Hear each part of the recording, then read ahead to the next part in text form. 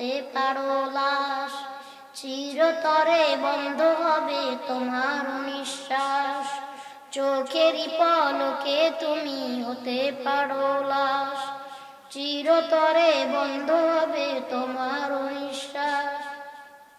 হবে এলান তোমারই নাম মসজিদের মাইকে, হবে এলান তোমারই নাম মসজিদের মাইকে, বাড়িওয়ালা নাই রে বাড়ি নাই রে দুনিয়াতে, বাড়িওয়ালা নাই রে বাড়ি নাই রে দুনিয়াতে, বাড়িওয়ালা নাই রে বাড়ি নাই রে দুনিয়াতে, সবাই বাড়িওয়ালা নাই রে বাড়ি নাই রে দুনিয়াতে।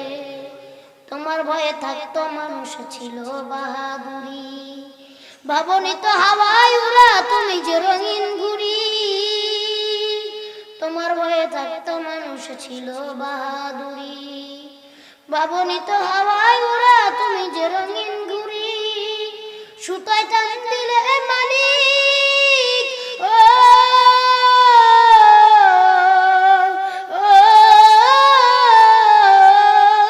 সুতায় টান দিলে মালিক পারবে না থাকিতে, বাড়িওয়ালা নাই রে বাড়ি নাই রে দুনিয়াতে, বাড়িওয়ালা নাই রে বাড়ি নাই রে দুনিয়াতে, চোখেরই পলকে তুমি হতে পারো লাশ, চিরতরে বন্ধ হবে তোমার নিঃশ্বাস, চোখেরই পলকে তুমি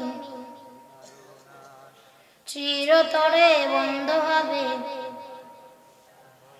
হবে এলান তোমারই নাম মসজিদের মাইকে, হবে এলান তোমারই নাম মসজিদের মাইকে, বাড়িওয়ালা নাই রে বাড়ি নাই রে দুনিয়াতে, বাড়িওয়ালা নাই রে বাড়ি নাই রে দুনিয়াতে, বাড়ি গাড়ি মিল ফ্যাক্টরি টাকার পাহাড়, বিলাসিতায় কেটেছে জনম কত অহংকার, গরিব বাড়ি গাড়ি মিল ফ্যাক্টরি টাকার পাহাড়, বিলাসিতায় কেটেছে জনম কত অহংকার, দামি কাপড় ছেড়ে হবে ও দামি কাপড় ছেড়ে হবে সাদা কাফন পরিতে, বাড়িওয়ালা নাই রে বাড়ি নাই রে দুনিয়াতে, বাড়িওয়ালা নাই রে বাড়ি নাই রে দুনিয়াতে, বাড়িওয়ালা নাই রে বাড়ি নাই রে দুনিয়াতে, বাড়িওয়ালা নাই রে বাড়ি। যাদের সাথে চলতে তুমি থাকতে দিবানিশি, জানা যায় শরীকে হবে তোমার প্রতিবেশী, যাদের সাথে থাকতে তুমি চলতে দিবানিশি, জানা যায় শরীকে হবে তোমার প্রতিবেশী, স্বজনেরা নিয়ে যাবে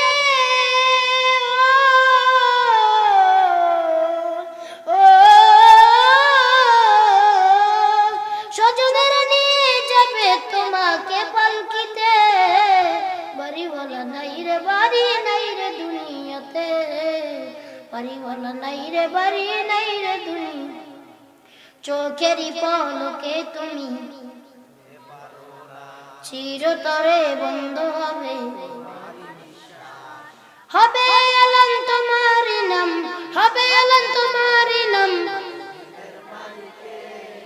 বাড়িওয়ালা নাই রে বাড়ি নাই রে দুনিয়াতে, বাড়িওয়ালা বাড়িওয়ালা নাই রে বাড়ি নাই রে দুনিয়াতে, বাড়িওয়ালা নাই রে বাড়ি নাই রে দুনিয়াতে। মারহাবা মারহাবা পড়বেন না।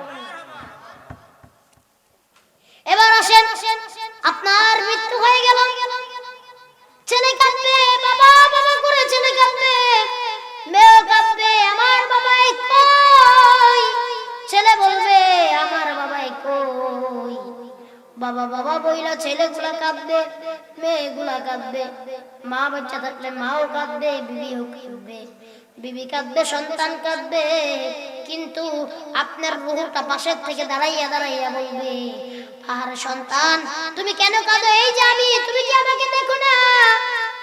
বিবিকে বলবে বিবি কেন কাঁদোস, এই যে আমাকে কি তোমরা দেখো না?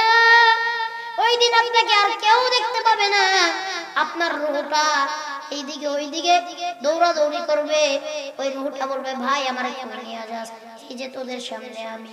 ওই রূহকে আপনি দেখতে পাবেন না, আপনি শুধু কাঁদতে থাকবেন।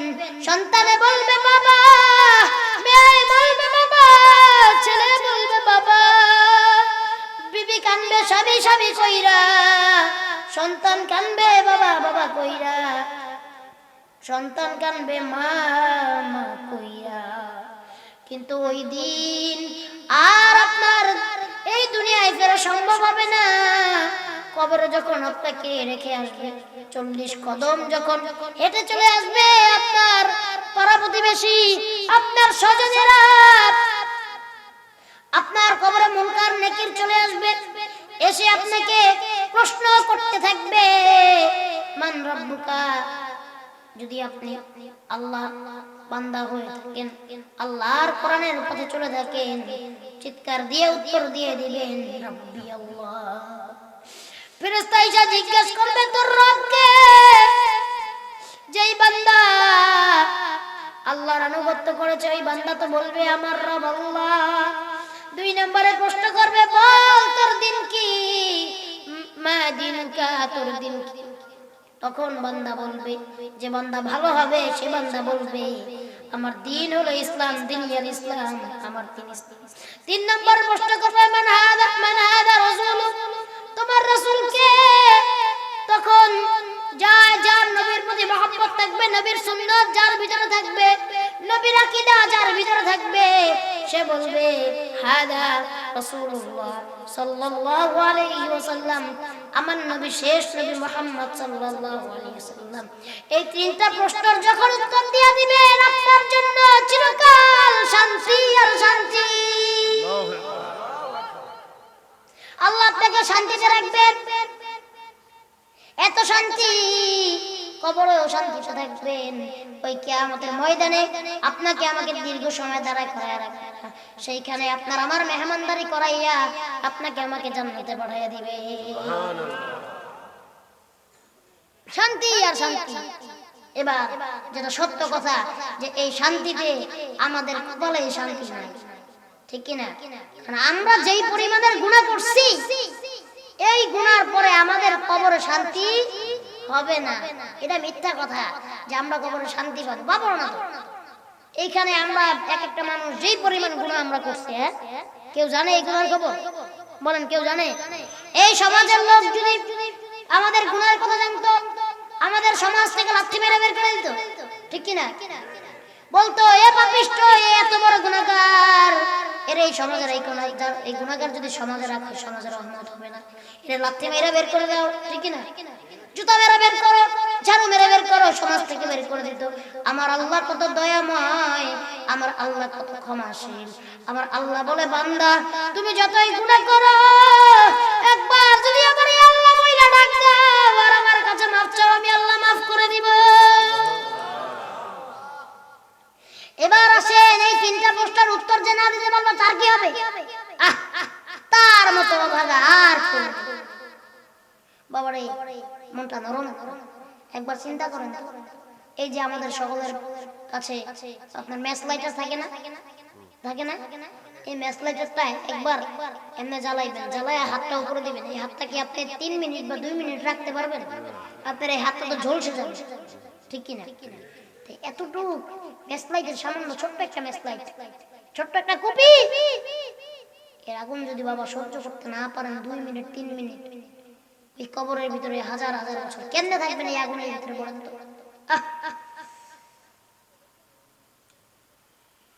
ওই কবরের মানুষগুলো যদি একবার উঠে বর্ণনা করত, ওই কবরের আযাব কত কঠিন, দুনিয়ার মানুষগুলি পাগল হয়ে যেত, দুনিয়ার মানুষগুলি খাওয়াও ভুলে যেত, ঘুমও ভুলে যেত, গোসল করাও ভুলে যেত, সংসারও ভুলে যেত, সন্তান আদিও ভুলে যেত। ওই কবরের আযাব যদি দুনিয়ার মানুষ একবার দেখতে পারত, দুনিয়ার মানুষগুলি পাগল হয়ে যেত, ঠিক কিনা? কবরের ভিতরে এত কষ্ট, এত পরিমাণের কষ্ট। আল্লাহ, আল্লাহ, আমরা এই কবরের আযাব কেন কেমনে সহ্য করব?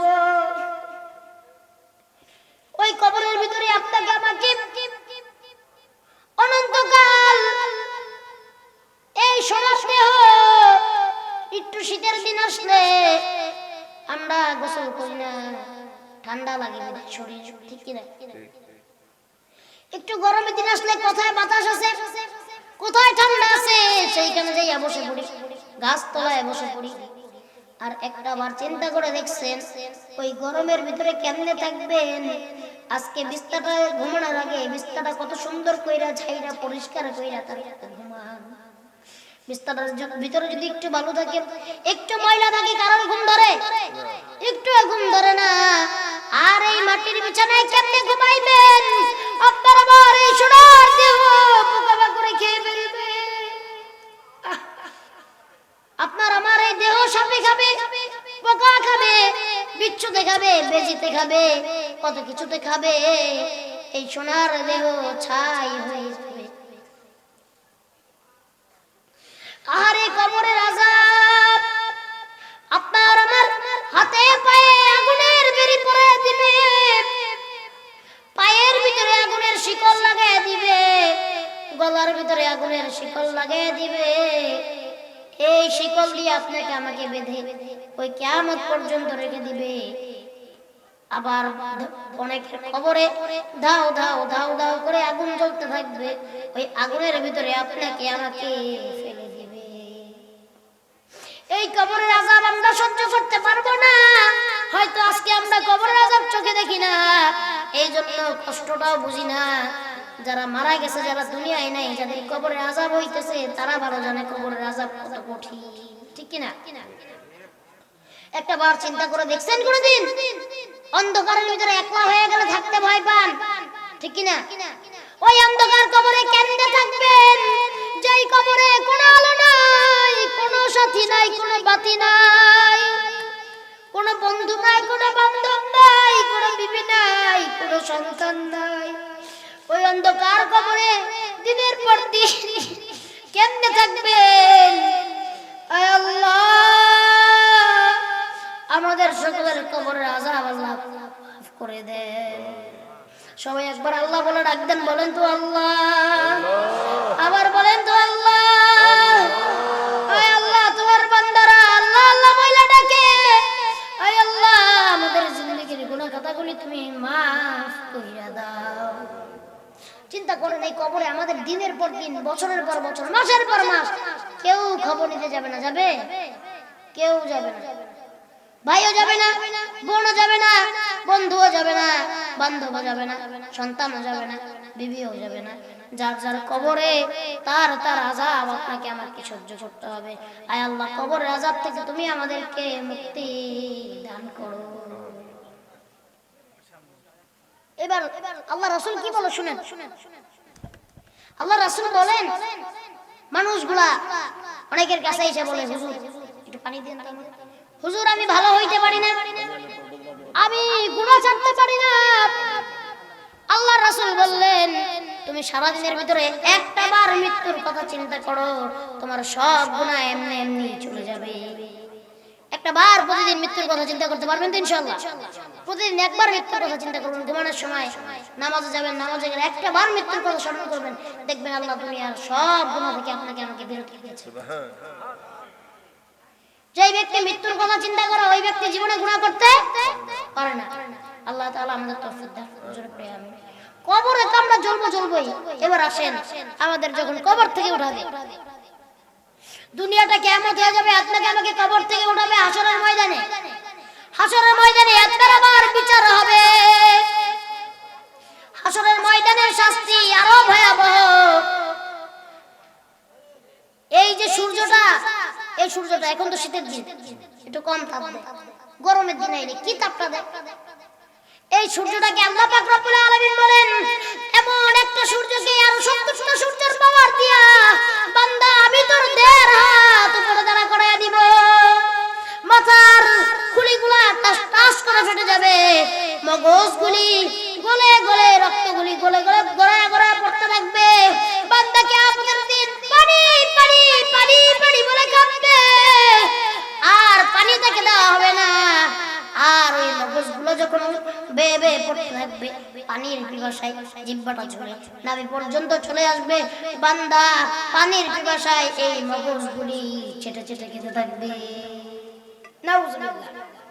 এত ভয়ানক হবে কিয়ামতের ময়দান, কোন জায়গায় ছায়া পাওয়া যাবে না, এত গরম হবে, বান্দা এক জায়গা থেকে আরেক জায়গায় দৌড় দিবে। কিয়ামতটা হবে তামার ময়দান, বান্দা এক জায়গা থেকে আরেক জায়গায় দৌড় দিবে, আরেক জায়গা থেকে আরেক জায়গায় দৌড় দিবে, কেউ কোন জায়গায় ছায়া পাবে না।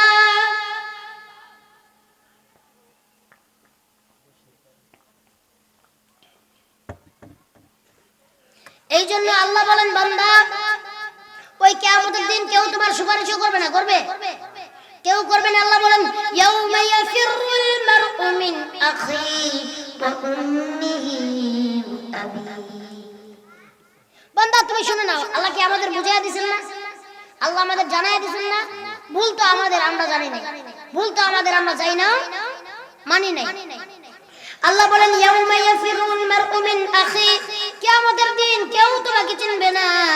কে কে তোমাকে চিনবে না? আসো তোমাকে বলে দেই, ওয়া উম্মিহি ওয়া আবি, তোমার বাবা তোমাকে চিনবে না, ওয়া সাহিবাতিহি ওয়া বানি, তোমার সন্তান, তোমার বিবি, তোমার বন্ধু বান্ধব, কিয়ামতের দিন কেউ কাউকে চিনবে না। আপনার কাছে অনেক আমল আছে, অনেক নেক আছে, একটা নেক নাই। আল্লাহ বলবে, বান্দা তোর কাছে একটা নেক কর, এই একটা নেক তুই নিয়ে আয়, না হলে তুই জান্নাতে যেতে পারবি না। বান্দা একটা নেকের জন্য পুরো কিয়ামতের ময়দান দৌড়াবে। বাবার কাছে যায় বলবে, বাবা আমি তোমার সন্তান, আমার একটা নেক দাও, একটা নেক আমারে ভিক্ষা দাও। মার কাছে যায় বলবে, মা আমি তোমার সন্তান, একটা নেক আমারে ভিক্ষা দাও। সন্তানের কাছে যায় বলবে, সন্তান আমি তোর বাপ, আমার একটা নেক দে। বিবির কাছে যায় বলবে, বিবি আমি তোমার স্বামী, আমার একটা নেক দে। ওই বিবি বলবে, দুনিয়াতে আমার বিবাহই হয় না, তুমি আমার স্বামী কোথা থেকে? সন্তান বলবে, তুমি আমার বাবা না, তোমার আমরা চিনি না। বাবা বলবে, আমার কোনো সন্তান নাই। এই জন্য আল্লাহ বলেছেন, ইয়াউমা ইয়াফিরুল মারউ মিন আখি, ওই দিন তোমাকে কেউ চিনবে না। যদিও তোমাকে কেউ চিনতে পারে, মানে চিনেও না চিনার ভান ধরবে, চিনবে কিন্তু ঠিকই, কিন্তু না চিনে। ওই দূর থেকে দেখবে না তোর বন্ধু একটা দৌড়ে আসতেছে, তখনই বুঝবে যে একটা নেকের জন্য আসতেছে। তখনই মানুষ কি করবে? আরেকজনের পিছে যায় পলায়ন করবে। কিয়ামতের দিন একজন আরেকজনকে দেখলে পলায় যাবে। এত কঠিন ভয়াবহ সারা কিয়ামতের ময়দান ঘুরবে, একটা নেক নাই। আল্লাহ বলবে, কি ব্যবস্থা করে আনতে পারো না? বলবে, না আল্লাহ পারলাম না। বলবে, এবার যাও, একটা নেকের কারণে, ওই একটা গুনাহ বেশি হওয়ার কারণে, ওই একটা গুনাহ পরিমাণ জাহান্নাম তুমি সহ্য করে আসো। জাহান্নামের আযাব এত কঠিন, জাহান্নামের আযাব সহ্য করার মতো ক্ষমতা আমাদের থাকবে? এই জন্য সবসময় জাহান্নাম থেকে বাঁচার জন্য দোয়া পড়বেন, পারবেন তো? কি পড়বেন বলেন? আল্লাহুম্মা আজিরনি মিনান নার, আল্লাহুম্মা আজিরনি মিনান নার। বেশি বেশি করে এই দোয়াটা পড়বেন। আল্লাহ বলে, বান্দা যেই বান্দা এই দোয়া পড়ে, আমি তাকে জাহান্নামের আগুন থেকে আমি তাকে হেফাজত করব।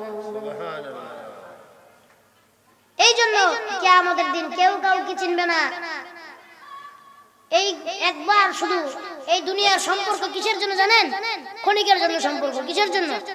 ক্ষণিকের সম্পর্ক। এই দুনিয়া মরে গেলে কেউ কাউর থাকে না, আর এই কিয়ামতের দিনে কেউ কাউকে চিনবে না। এই জন্য আমাদের আমল আমাদেরকে গুছাইয়া নিয়ে যেতে হবে। পারবো তো ইনশাআল্লাহ? এবার আসেন, যখন বান্দার জাহান্নামের ঘোষণা হয়ে গেল, বান্দা জাহান্নামের ঘোষণা হয়ে গেছে, আযাবের ফেরেশতা পাঠাইয়া দিয়েছে, আল্লাহ যাও এদেরকে ধরে ধরে কোথায় নিয়ে যাও? জাহান্নামে নিয়ে যাও। বান্দার জাহান্নামের চিৎকার দূর থেকে শুনতে পাবে। দূর থেকে শুনতে পাইয়া বান্দা ভয় পেয়ে যাবে। জাহান্নাম ওই বান্দার দিকে তেরে আসতে লাগবে। আল্লাহ বলেন, জাহান্নামকে আমি ৭০,০০০ শিকল লাগাইয়া ৭০,০০০ ফেরেশতা দিয়া জাহান্নামকে আমি আটকে রাখছি।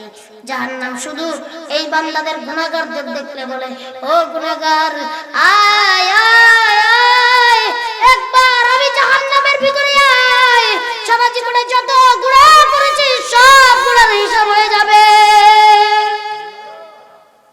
একবার শুধু আয়, জীবনের মতো তোকে টের পাওয়ায় দিব জাহান্নাম কি জিনিস।